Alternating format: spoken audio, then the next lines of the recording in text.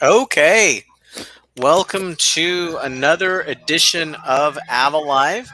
And today I've got a very special guest with me, and that is my friend Dan Reynolds of Warp 66 Studios, producer, director, writer, editor of the Federation Files, which is one of my favorite fan film series.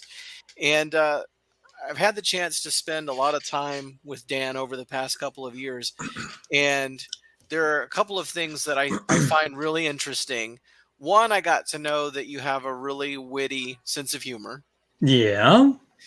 but also this is the interesting part to me, and that is when someone gets into film, you know, typically they find like a really concentrated area of focus like acting or cinematography or makeup. I think I've seen you do every single job that relates to film. Uh, Okay. you act, you write, you produce, you direct, hmm uh, cinematography, audio, set building, set decorating, costumes, you name it. It's like I guess the better question isn't, it's not what do you do on a fan film set. It's like what do you not do? Because I've seen you do everything. yeah. Oh, Um, I think it's just necessity. Actually, it's and because I think because I can. I used to build houses, so I have a lot of hand-eye coordination going on there. So um, I don't know. I just do things. it's interesting. When I started getting into this, I felt like, just film in general, it was like you should know how everything works. You hmm should know how every job goes because um if you know how every job goes, then like once you get into a leadership role, then what you can do is you can better relate to the job that everyone else does. Was that hmm something that ever entered into your thought process? Um. Well, yeah. And as you do things, like what I said before, you do things out of necessity. And I guess it starts with a desire, a desire to want to do one thing. And in the filmmaking, the first thing you're going to do is pick up a camera and you're going to shoot things. And then you say, well, I could shoot all day, but I need to really have some content. So you say, well, what can I do? And then you sit and watch television for thousands of hours and you find out how a plot works and how characters work, and then you just do that. But yeah, yeah, and it drives Kelly crazy because we'll sit and watch a show and I'll pause it and I'll say, "Did you see that? Let's go back and look at that. That's this technical thing or that technical thing," or we'll say, "Oh, that's ADR." That kind of. It's almost Yeah. irritating to sit with us and not enjoy anything. But if there's something on that is that takes us out of that um, uh, reality into the fantasy world, then by golly, they're doing their job because we forget all of the technical stuff. So, what drives everything, which I'm learning more and more every day, it's the story and it's the development of characters and what you do with that story. No matter if you've got 5 minutes or you've got 2 or 3 hours to tell it. So yeah, it's a process, and I enjoy every aspect of it.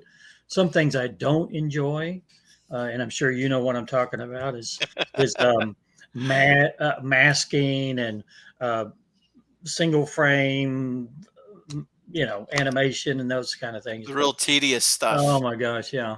But You I was working on our latest one. We just finished shooting um, SG-13, which is a Stargate episode that Glenn wrote.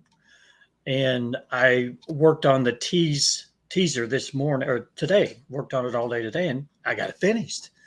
And there's action, there's gunfire, and there's a lot of masking and you got to put in special effects. Uh, um, gunfire and those kind of things, and it was challenging, but to make it work, the editing plays a huge part in which camera you use and how the action flows and how the audio. Well, you know what I'm talking about. I go on forever Absolutely. and ever talking about it, but Well, the audience doesn't know. I Uh, know, and the whole doing this for a long time. After a while, you do it for the audience. That's the only people you do it for. You do it for yourself for the satisfaction of knowing that there's nothing that they're going to see that makes them break that reality. You want to keep them in that fantasy the entire time. So it's hard to do. it's Yeah. almost like anything that takes somebody out of it really is a screw up. If some part of it becomes too noticeable, like really, like for example, audio. Like if you Right. notice Oh yeah. audio, it's because you're doing something wrong. Mm-hmm. You Mm-hmm. know, Sam Cockings has the first question here. He says, "Given you've built multiple TOS sets, how long to build the Enterprise D bridge, and would you ever want to?" Enterprise D. Oh my gosh. I think James Cauley's got that wrapped up, don't you think? I don't. I know that he's built some Yeah. amount of He's it. I don't know how much, hmm and that he helped out also with the one that was on Picard as well. Yeah, I saw that and Kelly and I watched it the other night and I thought I'd go through the credits and see if he was mentioned. I guess it's an uncredited thing. I didn't get to see his name there. Maybe it was. I Yeah. didn't see that. But I think if you know James, he's building those things to the exact micromillimeter, and I Yeah. and I have gotten to see some of the behind the scenes build that he's doing, and it's all fantastic stuff. I really think if the story's right, there's a building next door to the tour Uh that huh. he's either bought or is renting out, and it's going to be in an adjacent building where he's putting the D. And that's going to be basically the next gen set tour. Yeah. hmm Yeah, I think that I'm pretty sure that he worked as a costumer for He did. Next Yeah. Generation. Yeah. So he's got his fingers in all that. So Speaking of costumes, here's one mhm. thing that you did that I thought was really neat. Oh You yeah. you designed these Avalon Universe specific badges, and then you 3D printed them. You didn't Well, just do that; you painted them for I us. painted them by hand. Boy, You that was painted. tedious. I Yeah. mean, that's to talk about going the extra mile for Mhm. somebody else's production, was to go through the trouble to make those. And again, it's another thing in your repertoire of things that you do is you got 3D printing involved. You've Mhm. made some props as I well. Yeah, have, yeah. you made a gun. You made like I a made so Romulan yeah. disruptor. It's funny. I made that, and then um, Vance Major was asking me about doing some 3D printing for him, and he wanted some disruptors. And I'm a diabetic, and I have these applicators that I use to insert little readers on my skin. But the applicator is so cool; it's got a little round orange button, and I designed my own little disruptor, and I showed him a picture of it, and he says, "I want those." So I made him, I think, 3 or 4 and shipped them to him, but I'm not sure if he's used them or not. But So I want to get to your story now a little bit, because you've told me your story kind of in the times that we've spent together. I think it's really neat, and so much like many fan filmmakers. There's the professional side of it, but there's the fandom side of it, and then they sort of converge somewhere. Let's start talking about fandom. What was your introduction to Star Trek? Why did you fall in love with it like so many of okay. us have? Well, I'm an old guy, so I watched it for the first season, um, and was really interested in watching it. Loved the concept of science fiction, during those days. Of course, we watched Lost in Space too, but Star Trek was, oh, it was just, it transcended everything. Everything they did on that show was so revolutionary.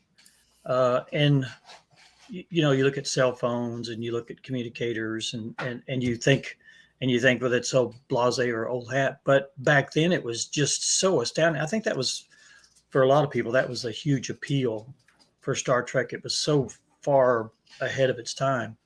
There was Um, just no show like it when it no, came out. no, and you can go back and put Star Trek next to any show that was airing during the early '60s or mid '60s, and it stands head and shoulders above everything else because it was so uniquely different in a way. But it was like, wow, this could actually happen. Whereas so many other sci-fi genre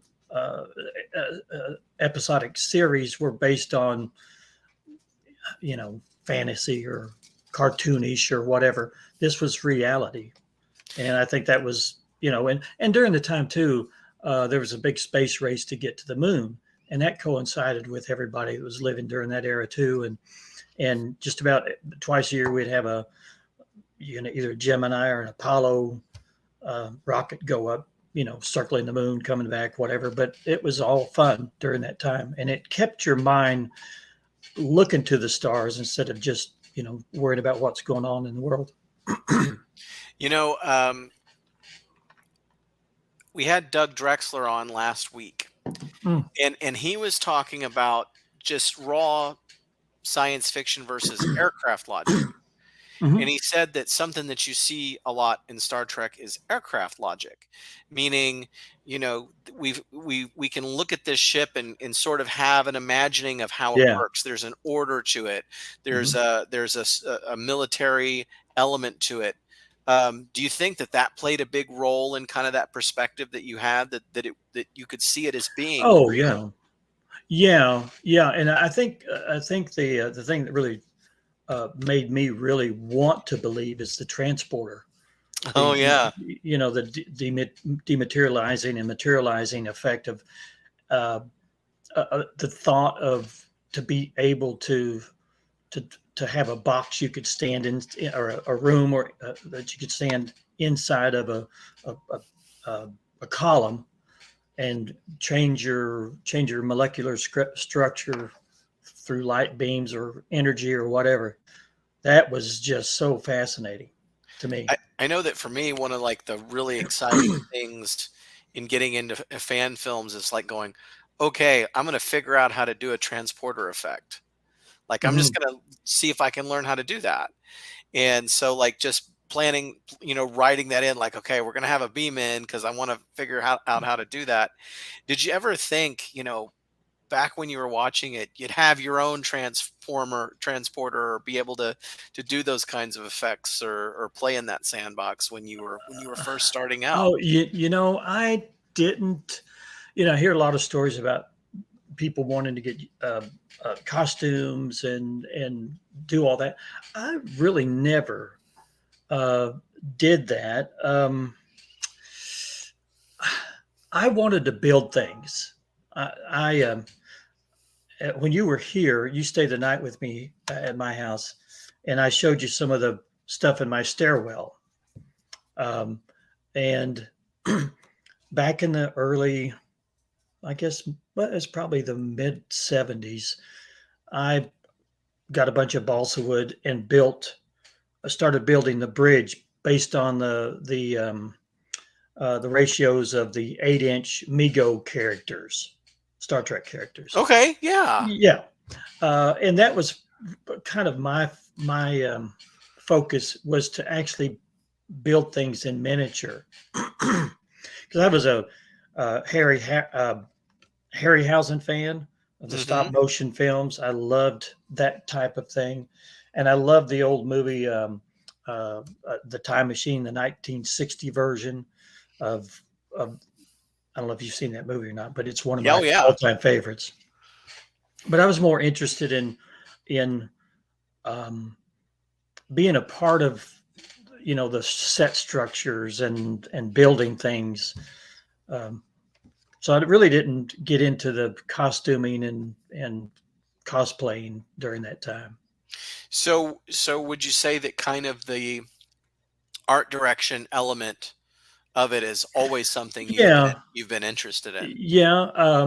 When I was in high school, I won several awards for some of the art that I did when I was in high school. So I had a artistic direction, I think, from from that time period. So, you get into this other aspect of it, and that is the career. Mm. And tell me Oh my how gosh, you where'd you get that photo at? I got it off of your Facebook page, and Oh, I okay. love this. I love Yeah, the I've got everything about hair. this. I love the camera, I love Mm, the set, I love the mm, lighting. Everything is great. How did you yeah. get into Oh my production? gosh. Oh, well, I had back in the early 80s, I had 6 video stores and I managed all of them, owned them and managed them. And at that time, my boys were in Little League Baseball. And because I was in the video business, I've rented equipment. I rented out the VCRs and I rented out the cameras and that kind of thing. So I would take the cameras to the ball games Mm, and and videotape them. Then all the parents wanted copies, so I started making money, selling copies. And then I had this idea. I thought, I could uh, play these ball games on the local cable channel. And so I started doing research about how to access a cable channel, how to get inside and put your, like public access, that type of thing. mhm. Um, so during that time, I met a guy who was writing a newsletter. And back in those days, you actually had printed subscriptions to people that did things. So now you just get Yeah. on the internet and find out everything you want to find out about. But I subscribed to his newsletter. It was called the Video Marketing Letter. Mhm. And basically, what he did was he would research um, niche ideas, and he would make a video about that idea and then sell it to the group of people that um, were in that group. And that's how he made his money. And he had certain techniques on how to get started and what equipment to buy Hmm. and how to edit and all that kind of stuff. So I learned basically from having an idea of what I wanted to do by making money doing. And back in those days, it was direct mail sales. You did everything direct mail. You don't do that today. You sell everything on the internet. But Right. but I got started doing that, and the picture you see there was actually the culmination of doing research on how to access a cable channel. I did this whole video series on how to do it, and I ended up turning this into my profession, and that's how I started producing. Mhm. Is by doing local news, local sporting events, um, how-to videos, that kind of thing. So I got to learn about um, all the all the new equipment. Uh, and back in those days, we did linear editing. Mhm. Know what that is? I remember that. Linear editing is like you've got 2 videotapes Mm-hmm. and basically 2, like, really expensive VCRs, Mm-hmm. and you would edit, just for our audience, you would edit by, queuing up the tape you're gonna record onto and queuing the tape you're gonna play, Mm-hmm. and then they would all synchronize, and you'd have to practice it over and over again Oh because if yeah, you screwed it up, you screwed it up. You had to go back and yeah, redo it.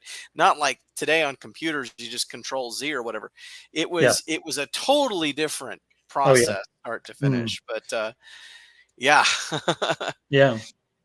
So during that time, I met one of my best friends who was a photographer, and I wrote a little 5 minute it was like a little treatment for a film that I wanted to do. First thing I ever done, and it was called, gosh, what was it called back then?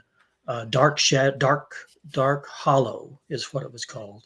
And I won't go into the story, but we went out and went through the process of getting an actor, getting the actors and scouting the locations and actually shooting all of it. And I was a cinematographer and I was the director. And then I brought it all back and edited all on this linear um, editing decks. I still have the final product, and I watch it every now and then, and it still holds up to this day. But that was my first was it like three introduction. quarter or SVHS or what? It was SVHS. Yeah. Yeah, yeah.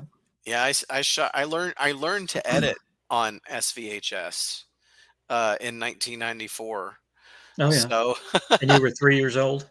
I was 13, so but it was, it was a very different process, and I edited that way until, Hmm. I mean, really, I did some linear editing all the way until maybe 2004 was when that finally kind of went away for me. I think that for the Yeah, TV news industry, it didn't completely go away until like 2010 or yeah, 2011. yeah.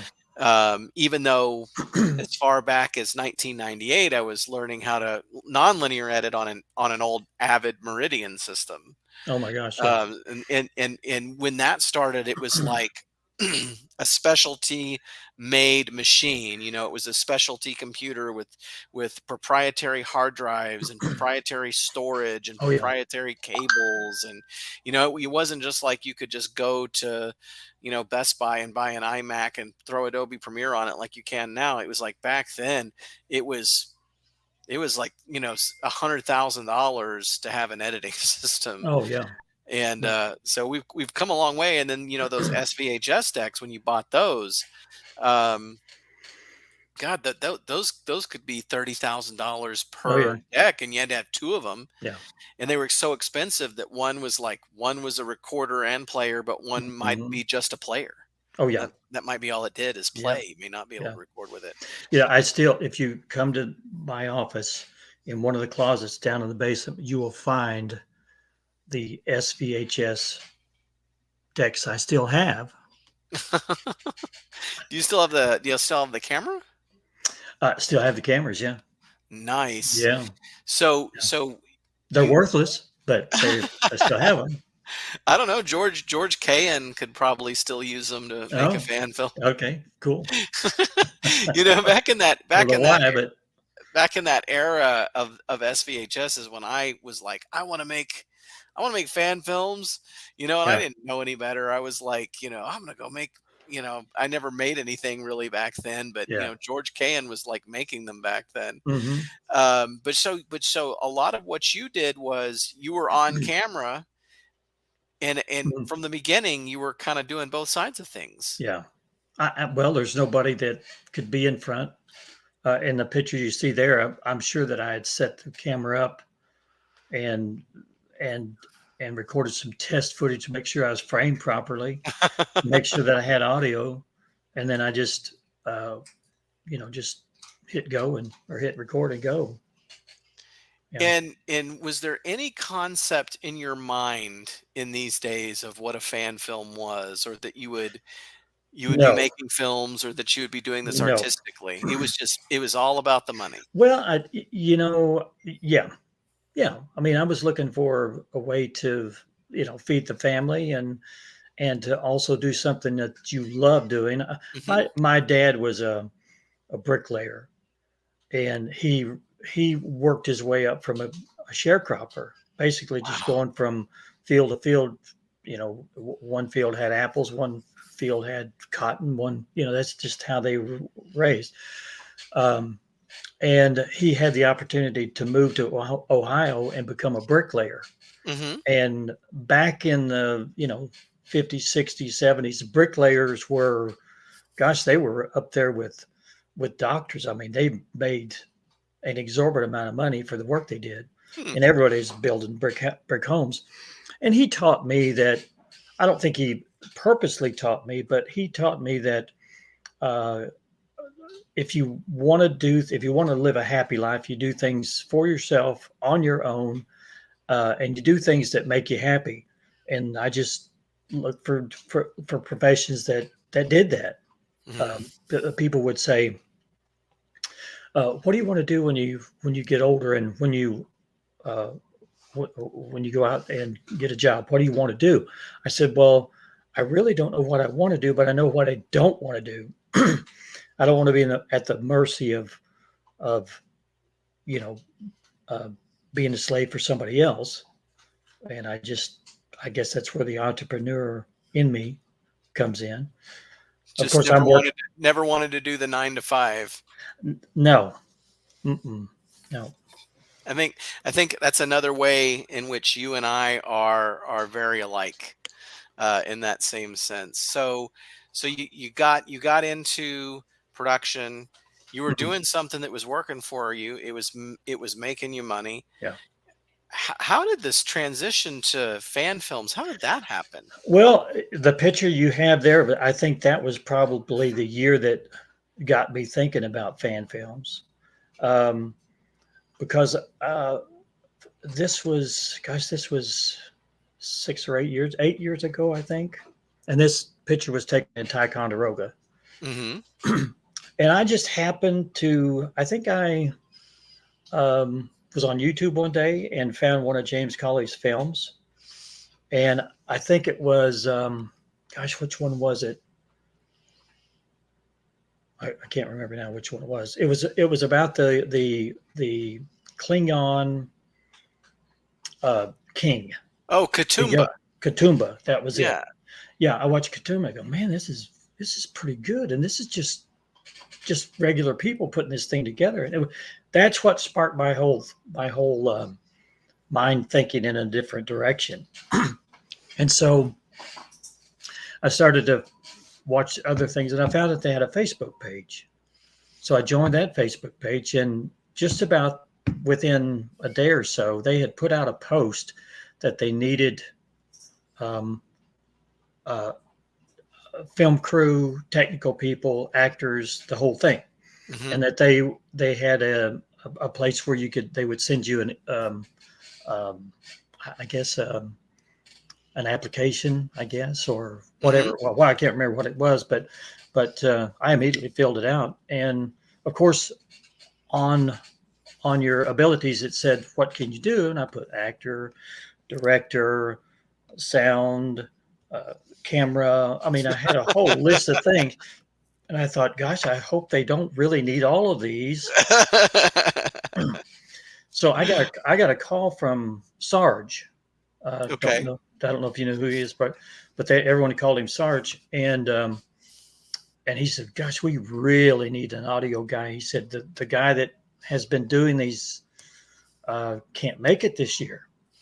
So I started that. Man, I thought this was huge, and it was in New York, and Right. I'm down here in Arkansas, but I did have the freedom to go. Because of the entrepreneur thing. Right. Yeah. So I upgraded some of my equipment. Most of it you see right there in the photo. Yeah, lots of that. I don't know if I'm still using any of that, but but um, but I got there and I was so petrified. I was Mhm. so afraid because all these people, these were industry professionals all over the world working together, doing Star Trek, and you know, just to be in the same room with people that were playing Star Trek, I was pinching myself all the time. But there were days we worked 16, 18-hour days up into the wee hours of the morning, and then we'd go get an hour or two worth of sleep, and then go right back at it. We did this for 12, 14 days straight. Wow. Yeah. And And, and it was really, really grueling. and what was the first film you worked on? Worked on um gosh, I wish you hadn't asked me that. Wasn't Torment of Destiny. It was the one before that. It was the 1950s where they go back in Oh, time. right, Mind Sifter. Mind Sifter. Yes, that Yeah. was it. Yeah. What was it like for you to go up there and to be on Star Trek sets for the first time, the fan Oh in yeah. you, to Oh, meet all these people? What was it like, you know? well, yeah. As I was more fascinated with the ship being built. The hallways and all of the different sets, the transporter room and the bridge, the whole thing. I mean, I was just absolutely just floored by the whole thing. Um, and then to meet James Cauley, he's such a kind, personable person. And he can be a hothead sometimes, but down deep, he's got a huge heart, and he took everybody under his wing and was real friendly with everybody. Um, but to be able to, and being the sound guy, you had to be right in the middle of every scene. So that was just phenomenal for me. It's like being backstage at a rock concert with your favorite rock stars.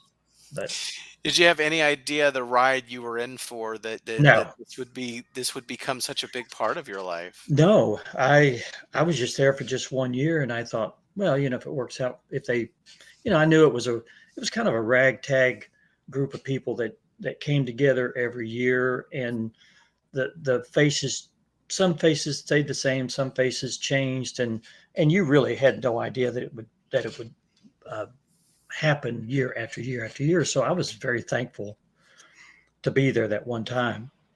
And I tell the story about meeting Glenn Wolf. We were there 3 years before I ever started really talking to Glenn. So I don't know if you want to So note so down. There he so is right so there. so so you guys are working on this deal together. You're Yeah, both working on new voyages. yeah. Did you ever like kind of casually talk to him, or was he just this kind of No, guy walking around going, ah, just so uh, you know, it's 11 yeah. o'clock? Glenn was all wrapped up in.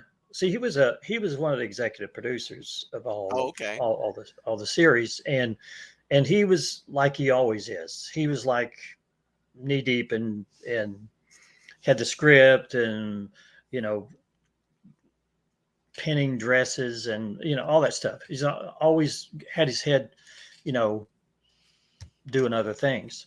And of course, when you work on a movie set, and if it's really busy, you really don't have time um, to get to know everyone. I mean, a big production, they probably had 50 to 80 people there during that Hmm. time. So it wasn't until the third year that Glenn was in a circle talking about he's trying to do his own film, and he was semi complaining that or more or less frustrated that he couldn't get uh, his his I guess it was his some of the scenes that he had already shot produced, and Mm, I just happened to just speak up and said, well, what do you need? What do you need done? yeah. And he said, well, I got some scenes and blah, blah, blah, blah, blah. And I said, well, I do this for a living. I do it every day. I said, if you're interested, if you want to send me some footage, I'll put your scene together. Tell me what you want. I'll put it together. And if you ask him today, he will say, when I said that, he goes, here comes another wannabe. Just wanted to, tag along and just probably doesn't have any equipment, just wants to be a part of something, you know. Mhm. So he eventually sent me some footage, and I turned that one scene around in a day. I think Oh, wow. that's a Okay. quick scene. It wasn't was I mean, he sent me something simple, and so he texts back and says, "Wow, wow, I'm going to send you some more." So that kind of went on as a non-committal thing for A long several time. Yeah. several weeks. Yeah, and finally he said, "Well, if you could finish this for me, we'll just finish shooting it and we'll get it done." So, and we did that, and that was his name is Mud. Nice. Yeah. So there's something, and I awfully familiar about this bridge in the background. Oh yeah, it looks like part Yeah. of our bridge in Yeah. Ticonderoga. Yeah. Yeah. When you go up there, did you think you'd have that bridge No. like in your No. house, Mm-mm. basically. No.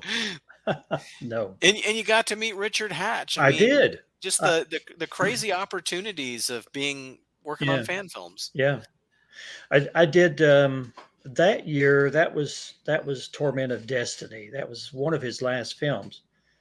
Um, and I was there as behind the scenes. I did a lot of still photography and some video photography behind the scenes. And I did a lot of behind the scenes interviews. Did one with him. I did one with James. I did one with just a lot of the key people behind the scenes, and some of those have never been published. Mm. And I published a few of them, and I don't know why, but uh, James wanted me to pull them. I'm not sure Mhm. why. Um, anyway, So then it came a little closer to home. Star Trek fan films came a little closer to home. Is that when you hmm really started to get more and more involved? Was when you could go to Oklahoma City instead of New York? yeah, yeah. I didn't know about the Oklahoma City sets until Glenn was telling me about it, and Michael King was working on a film, and he needed a sound guy, and I I thought, well, this would be a cool time to go up and see those sets, Hmm. meet a new group of people there. And so I think Glenn and I we were starting to work on our first series, our first episodes together. Hmm. Um, and then when we went up there to see those sets, we've been up there.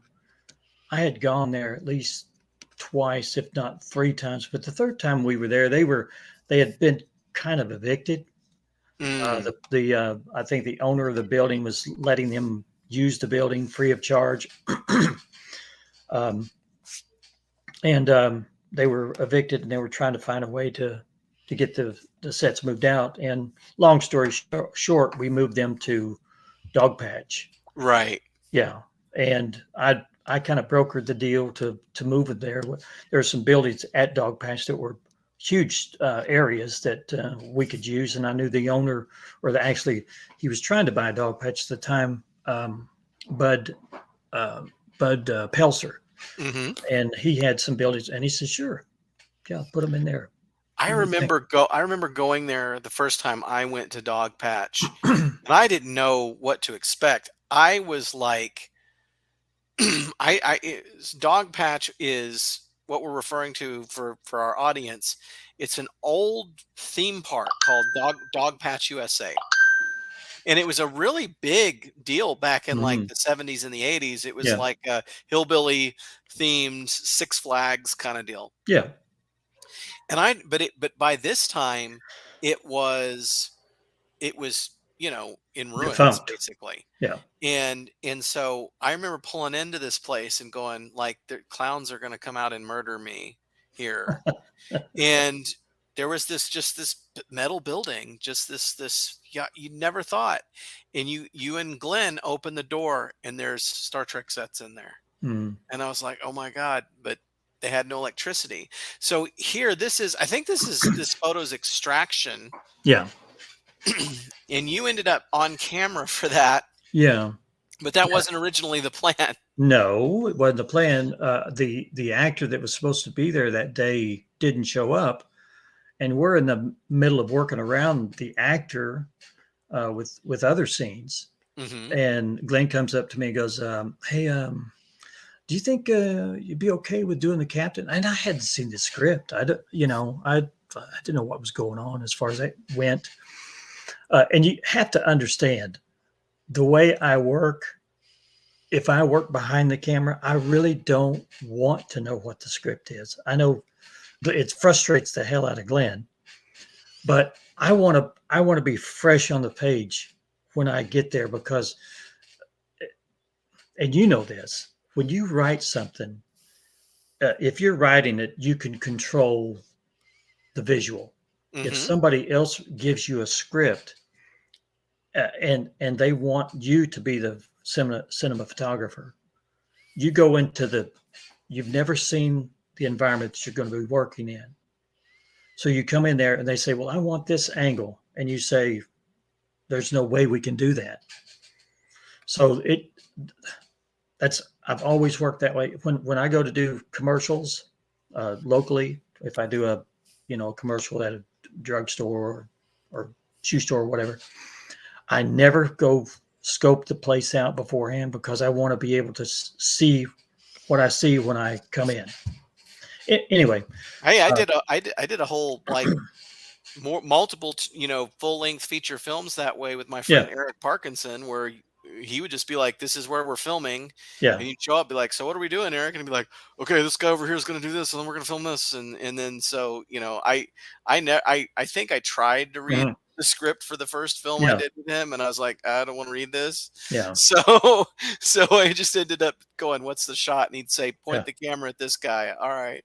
yeah. Um, But if you had 10 directors hmm come in, um, and they all read the script and they all came in and they would say, where do you want the camera placed? They'd all say something They'd different. all say something different. So that's kind of the way it was. And so Glenn comes to me and he says, the actor's not coming. Do you think you could do this? I said, yeah, but I don't know. I didn't know the lines. And what you see on there is them telling me the lines and me just repeating them because So it was like a Vance film. yeah, yeah.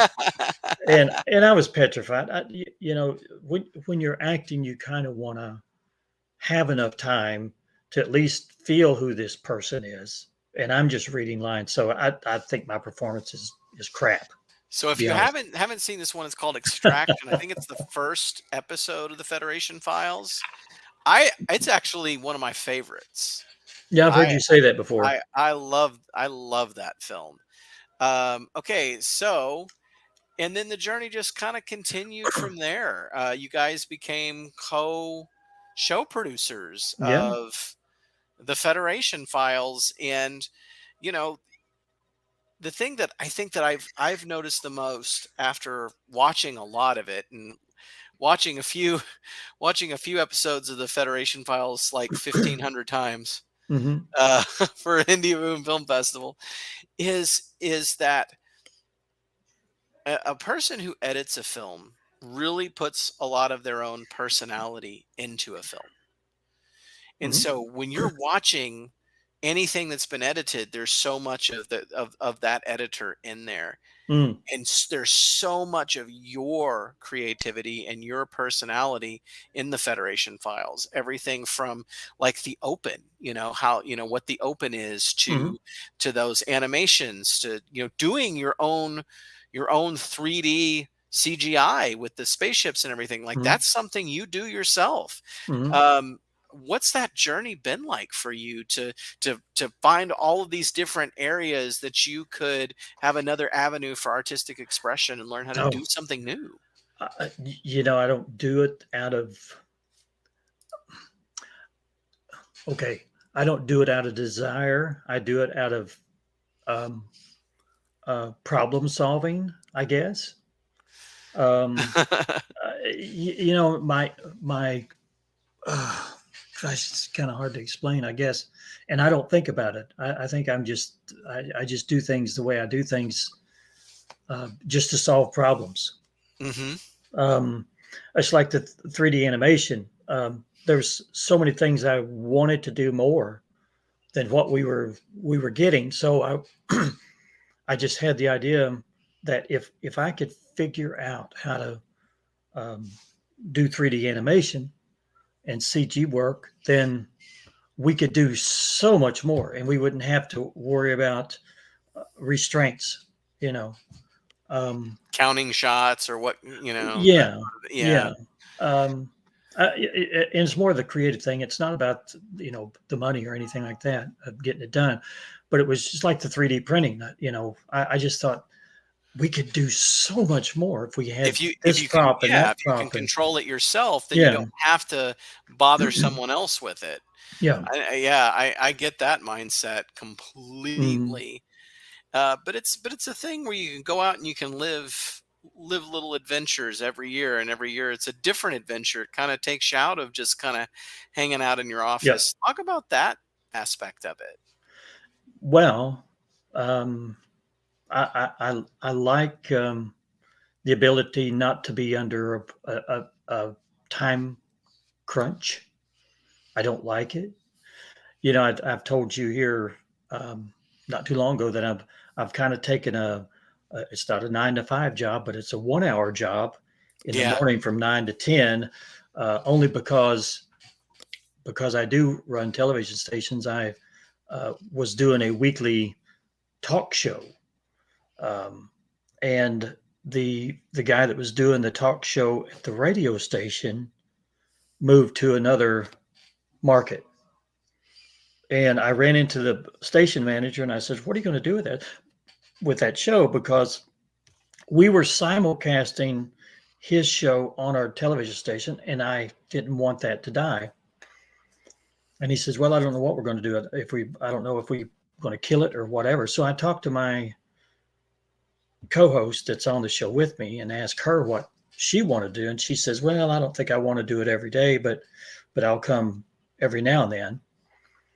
So we did it as a test, and we just had so much fun doing it, and it's very easy to do. And we in the last, I think we've been there a month and a half. We've gotten almost 2,000 followers from that show. So when you live in a town like the size that I live in, you kind of see the same people over and over and over. It's about 14,000 people here. So you get connected with a lot of those people, and I've done a lot of things in the community um, that helps my business because it's a um, my business is image oriented. Hmm. It's out there in the public, so you kind of want to do things that help the community, and I have a passion for that too. So that's It, been going well. it's a way for you to really get into your own community and to be a part of all the things that are going on, and get to talk with Yeah, people. And it sounds like a pretty neat thing to do every morning. yeah, yeah. We do. We have little segments where we still do interviews with people, and we do. Of course, we do the weather, and we do like trivia facts and things like just fun things. And Ann Limley, who's my co-host, we've been doing this for I think about 18 years together. So we kind of feed off each other, and I'm kind of the straight man, and she's kind of the ditzy, you know it all, and we just have a good time with it. But so you don't have a 9 to 5. You don't have pressure. You just start living these adventures, and it takes you Mhm. everywhere from behind the camera to going back in front of it again. And this Mhm. is where I really noticed. Uh, I love this film, and I love this role that you played. Now, was this one planned? Was this something that you Yeah, decided you this were is going to do? yeah, yeah. I took time to think about this character and what his dilemma was and what his inner thinking was all about and what the ramifications of his decisions were. Yeah, yeah, and I enjoyed that one. That it's a great little film. It's like 5 minutes long, I think. Hmm. And Hmm. you guys did this one right in the middle of COVID, right in Hmm. the kind of the worst part of it. It's called the Green Manifesto, referencing Colonel Green from the original series. It was like a historical figure, and you play this scientist that's like, I don't think that I'm doing what I thought I was doing, and you Yeah. you're not really sure which side you're on here, and there's Hmm. there's some great dialogue where like you're like, I thought we won World War III, and all of Yeah. this kind of stuff. And it's a We've great already killed a half a million people. I mean, what do you want? Yeah. it's a great little film. And so, you're just kind of, I feel like what you're doing, Dan, is you're living the life. You're living your best life, living the dream. Because I gotta say, there's a lot of things that you do that I'm pretty envious of. I would love to have just a cool little eclectic TV station in an old building. And I would never leave. It's Mhm. like you found the way to live Mhm. your best life. Yeah, I enjoy it. And that's the goal, is to get up and not feel pressure. Period. It's a much different life when you can kind of live things on your own terms versus like doing 8 to 5 every day. I know that Mhm. for me, for a decade, I was kind of able to do that, and I can't really do that anymore. And yeah, there are definitely days Oh, you'll that get there. I miss that. Yeah. So Well, that picture before there, I wanted to make mention of Kelly. yeah. Kelly has she's the she's the secret sauce Okay. in the mix, and she makes it all worthwhile. Fantastic. I She's a mean, great supporter of what I do, and smiles. And we did a shoot this past Sunday. We finished up shooting the SG-13 film, and she was behind me 100%. She wasn't there, but she's like, "You go out and have fun. well, You need that." Yeah, I've seen her plenty of productions. yeah. She's done a lot of helping out with costumes. Hmm. She'll be helping out decorating the set. She helps out in a lot of different ways that are kind of unsung ways. She's been for Avalon. She's been like a script supervisor several Hmm. times and done Hmm. an amazing job. And She's with a your good little actress too. she is Yeah, you. she is. I was about to get to your film Doppelganger, Oh, okay. and she was one of the lead actors in that. She did a phenomenal job. Couldn't have done any better, I don't think. She would ask me, would do a scene, and she says, "Am I doing what you want me to do? Am I is it it's what you want?" I go, "Huh, you're doing perfect." I mean, I had no, and there's times when you get raked a little bit with a performance, and you know what I'm talking about. And the actor is not going the direction you want them to go because it's just not going to work. Yeah. But with her, she did it spot on, and she even added some things that made the character even better, which I love the actors to do anyway. Heck, I thought she was really good in the film. Yeah. Um, and I know that I do remember that she was nervous before you guys made it. Hmm. And I said, Hmm. like on Facebook or something, like, man, believe in yourself. There's no reason to think that you can't do this. And I think that she proved to herself and to everyone else that it was definitely something Yeah. she was ready to do.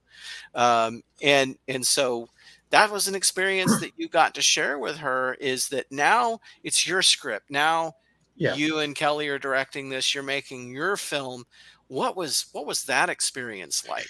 It was different for me because I had written it, and it was my thing. It was my idea, which I had not been able to do for a long time. Um, there is something to say about working on your own stuff. Hmm. But this project, I didn't want to just throw it together. Yeah. It's really easy to throw things together when you're working on a fan film because of everybody's schedule and your budget and your time constraints. Yeah. But this took 3 years from the time we finished writing it until the last day of shooting, um, because we worked on other films too, and I wanted to make sure that this one was had my footprint or my fingerprints on it. You know, It was special. It was really yeah, special. Yeah. yeah, and I know that you feel the same way too when you Oh, direct your absolutely. own thing. You just feel that huge sense of accomplishment, and it's not the same as working on someone else's project. Hmm. When it's your project, it's another level. Um, so I took, you see here in this photo here, I spent a lot of time directing. I spent a lot of time trying to throw my mind into their mind, what my vision was. And I'm really proud of this film. And And it actually, and it and it yeah, go ahead. and it helps you really grow in every aspect of what you're doing. Hmm. To do a project like this, instead of showing up and kind of, waiting to hear, okay, what are we doing? You knew every shot that you wanted to take Yeah, before you even walked on set. yeah, yeah. I mean, But I that still walked in the room and didn't know where to put my camera. But I mean, it's the same thing. so yeah, sometimes you just do have Yeah. to take what a scene gives you. Hmm. Um, but again, you took your time with it because this was your craft. This was something that was super important to you, and I think it really shows in the final product that there was a lot of just amazing TLC that was put into this. I Well, I remember hope so. watching it for the first time, but like you said, that's not the end of the story. It's not the end of the story. Yeah, yeah. You've got another I project that see you that. started Yeah. on. Tell Well, us what you yeah. can about the next chapter of Mother the story. is the first draft was sent to my one of my friends who actually worked in Hollywood as a writer, and wrote a few Star Trek episodes. He wrote one animated episode back in the 70s. He wrote Tattoo for Voyager, that episode, and he's worked on several different TV series. The Fall Guy. Um, I can't remember all of them, but anyway, he's a. I met him uh, in in a town that I have one of my TV studios in, and we got to be really good friends. His name is Larry Brody, and one day we were talking about Star Trek, and he was telling me about the some of the story ideas that he had pitched, and these were just like one paragraph synopsis of a storyline that he would want to pitch to the studios, and he had a list of them on his website, and I picked out three of them. I said, "Hey, I would love to collaborate with you. Could I write a script based around your one of these stories?" And he picked out the one that was called Mother, and so I wrote the script for that. I sent it to him, and he of course sent me a long list of notes of where I should be taking the characters, and a little bit of suggestions on adding this or that or whatever to the plot lines. And I'm in the final stages of getting this script finished, and it's going to be from the same crew of the Doppelganger It's gonna be the starship from USS the Hood. USS Hood. Yeah, so we're So going to so reprise those actors to bring them back to be on that be in this episode. and that's something that we're gonna have the opportunity to do this year. Yeah, and I think you're coming on to be a big part of that. I'm coming on to free you up from all of those hats you wear, because as many of the people who are watching know, I know what it's like to wear all of those hats Yeah. and how hard it can be. And so I'm like, I I've always been like, gosh, I wish I had more people behind the camera to help me out, and that would free me up artistically. And I think watching you do it for so many years, it's something that I'd like to pay forward to you. And Oh, you've done so many things for me over the years that it's like the least I can do. Plus, I loved the previous film. I loved Doppelganger.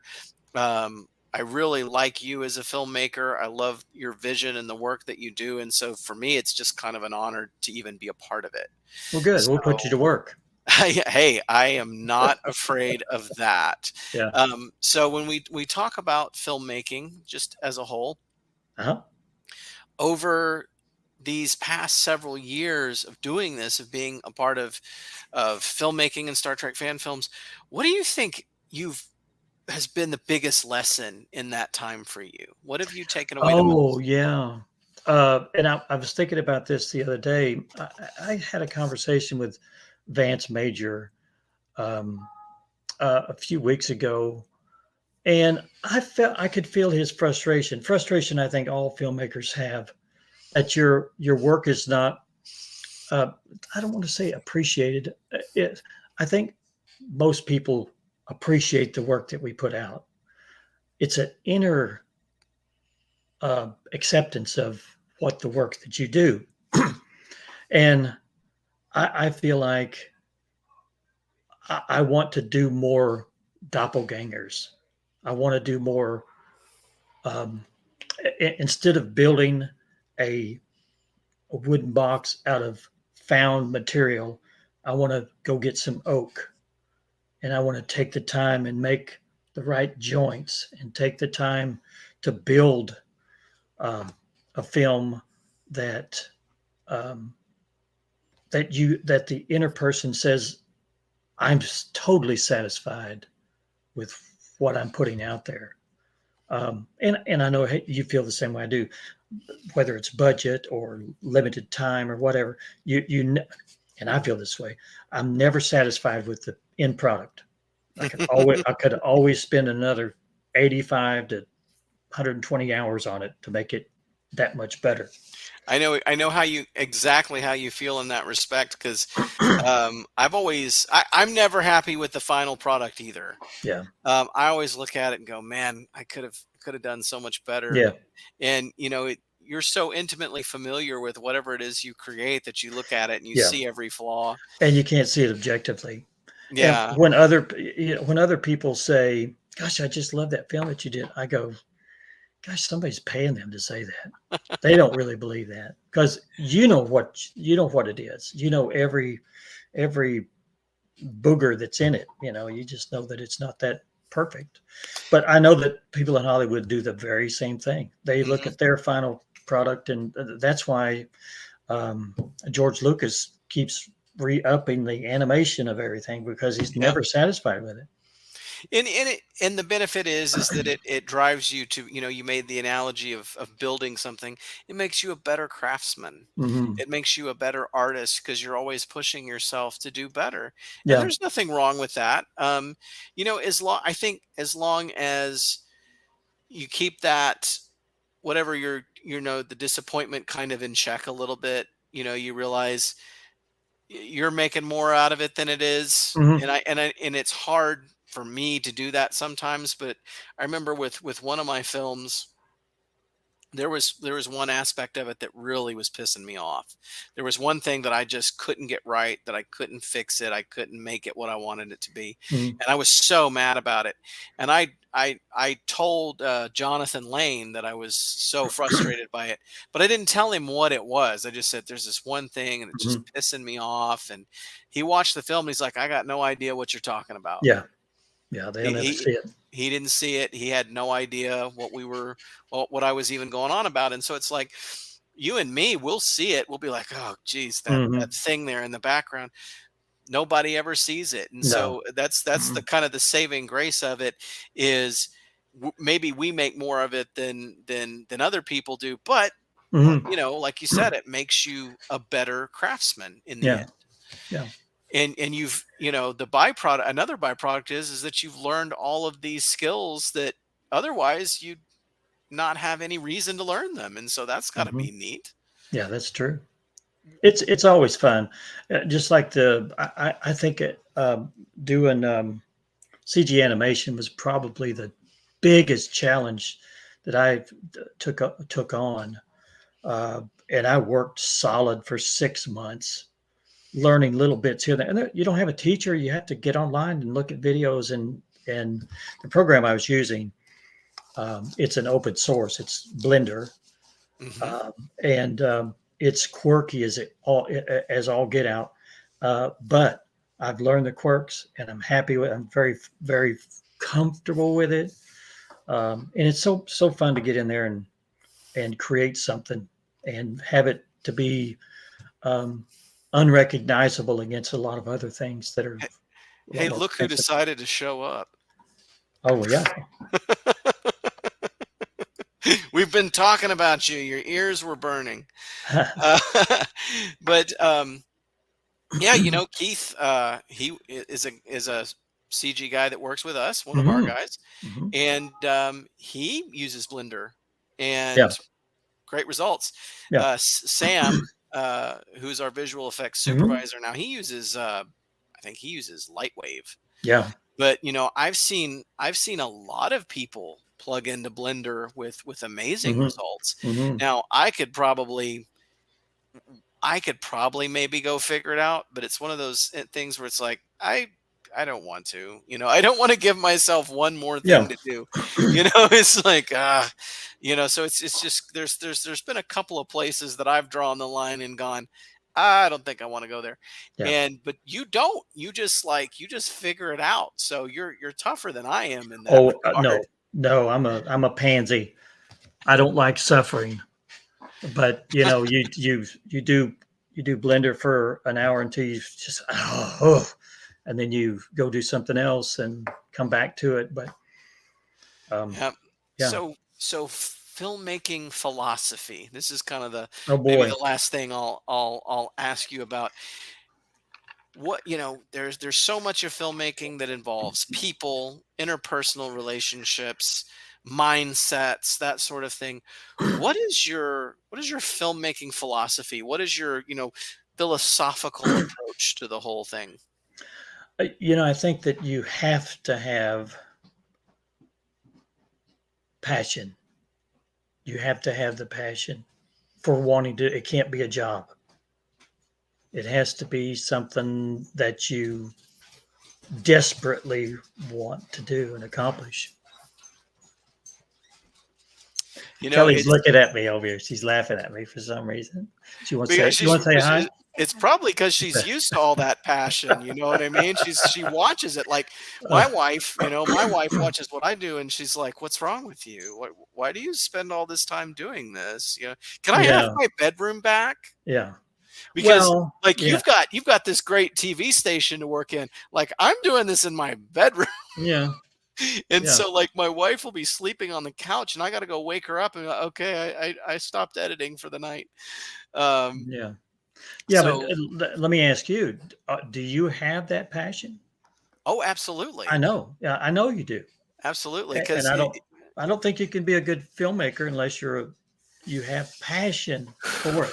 well, it's yeah, gee whiz, if you wouldn't be doing it if you didn't. I mean, it's Mhm. it's the single motivating thing that keeps you going even in the darkest times, it's um and the thing that's the dark truth of it, depending on how you look at it, is that it requires an obsessive amount of devotion. Yeah.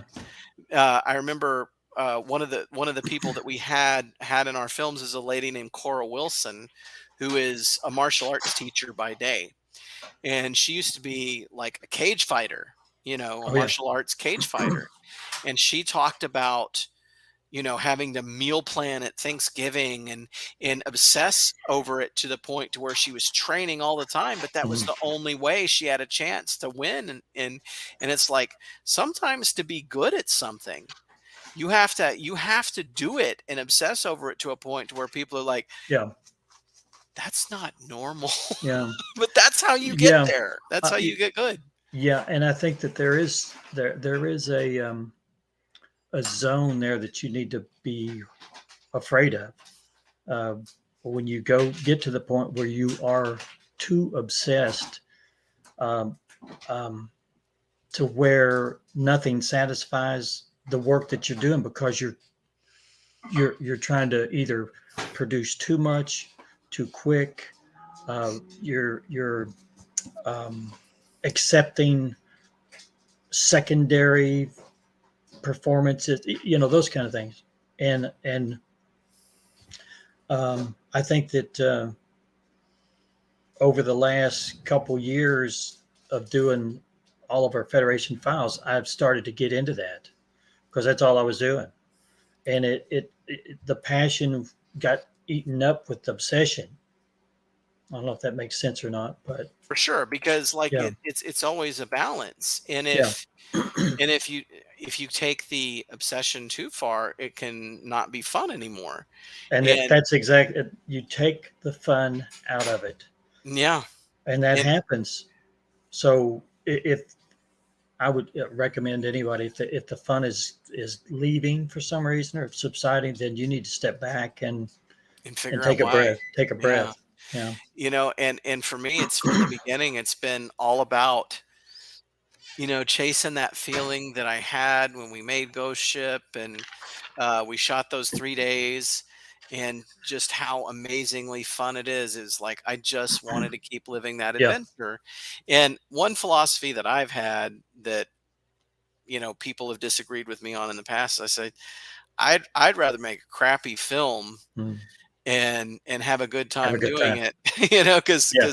because even if no one likes your film, you can go back and watch it and be like, you remember that time when we made that film, and when Hmm. there was one I did about the TV news business where we went and shot in an alleyway because we're shooting a scene where there was like a drug deal going on in the film, and when we went out there to shoot it that night, like we actually got approached by drug dealers. Oh gosh. And so it's like just the crazy stories, like, you Yeah. remember that when that happened, but then we Hmm. shot this really funny scene, and it's like it's just so fun to go back and look at it. Terrible movie, Yeah. awful movie, but it's the memories Yeah. or what always makes the difference. So Hmm.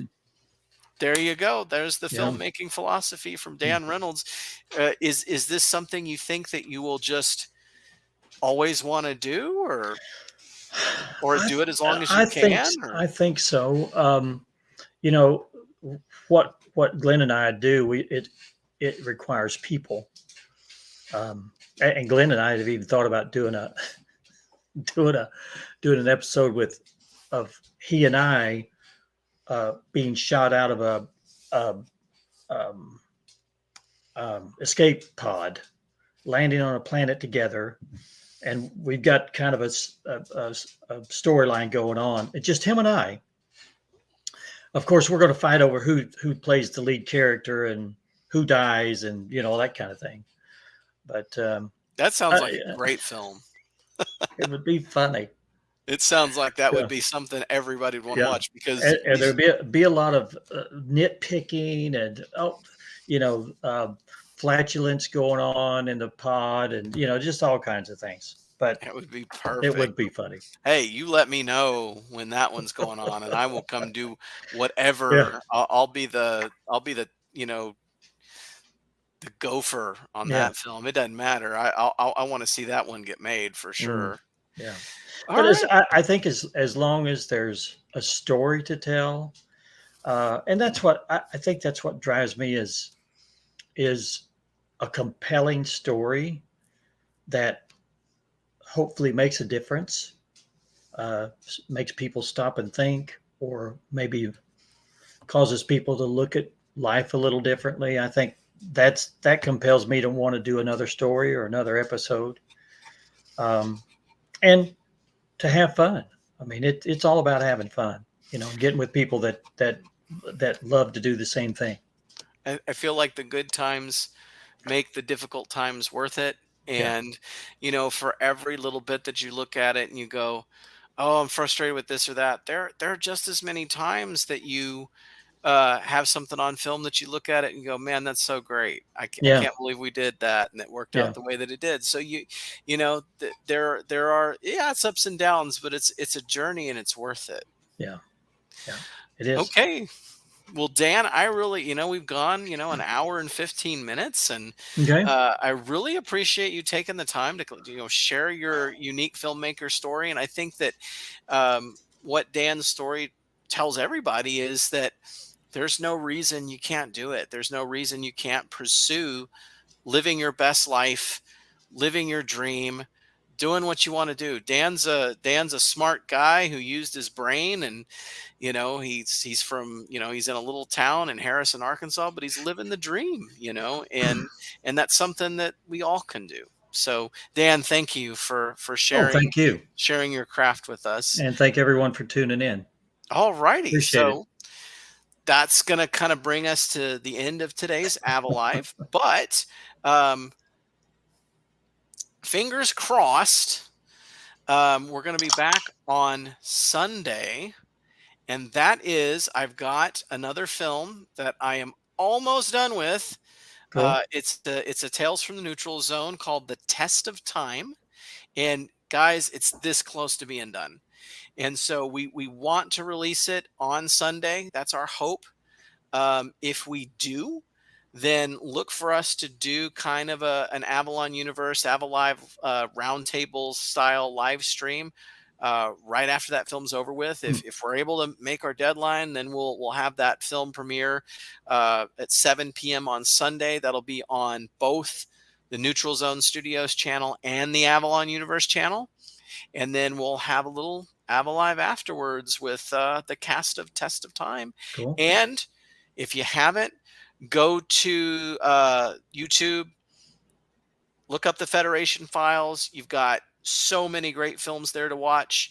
Let me tell you something. As a guy who edits a lot of films, I really enjoy watching them. And like I said, there are at least 2 episodes of the Federation Files that I have watched in excess of 1,500 times in a row. And Right. I may have had 8 of them going at once on one screen, but the more I watched it, the more I loved it. The more it endeared itself to me and became very special. And I love Dan's editing style. I love his storytelling style. There is really so much personality in it. So go check these films out. Take a look at Doppelganger, fantastic film, and hopefully we'll be premiering Mother, here in another Hmm. year or so, watching that on the Federation Files channel and Yeah. talking about it again. Cool. So, all right, Dan, you have a great night, and Kelly, I hope she has a great night as well. And tell her thank you for Yeah. giving you to us for an hour and a half. All right. Thanks, guys. All right, everyone, live long and prosper.